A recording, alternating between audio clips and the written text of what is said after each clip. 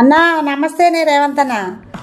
అన్నా నీకు ఒక చిన్న రిక్వెస్ట్ అన్నా, నేను నా తరపున అయితే అది ఏంది అంటే, నువ్వు 2 లక్షల లోపు రుణమాఫీ చేసినావు కదన్నా, అది 80% రుణమాఫీ అయితే అయింది. ఇంకా 20% రైతన్నలకు రుణమాఫీ 2 లక్షల లోపు ఉన్న వాళ్ళకి కాలేదని గగ్గోలు పెడుతుర్రు అన్న. నువ్వు దీని మీద మళ్ళొక్కసారి లిస్ట్ అవుట్ చేసి ఈ 20% ఉన్న రైతులకు కూడా రుణమాఫీ అయ్యేలాగా చూడాలని నా యొక్క రిక్వెస్ట్ అన్న. ఎందుకంటే అవతలితల వాళ్ళకి ఇది ఒక సాక్ అయిపోయిందన్న, రుణమాఫీ కాలేదు అంటారు. నువ్వు 80% చేసి కూడా 20% కాకపోవడం వల్ల ఇది ఒక వంక సాక్ అయిపోతుంది, చెయ్యలేదన్న పేరే వస్తుంది. కాబట్టి ఆ 20% కూడా మళ్ళొక్కసారి నువ్వు దృష్టి పెట్టి రైతన్నలకు ఆ 2 లక్షల లోపు ఉన్న వాళ్ళకి మళ్ళొకసారి రుణమాఫీ చేయాలని కోరుకుంటున్నాను, అందరికీ కూడా 100%గా.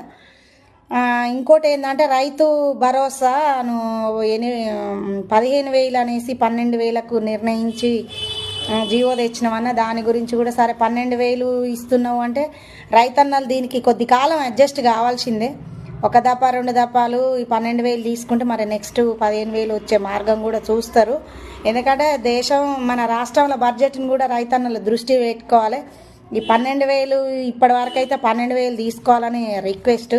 తర్వాత పెంచితే పెంచవచ్చు కూడా, ఆర్థిక పరిస్థితి మంచిగా ఉంటే.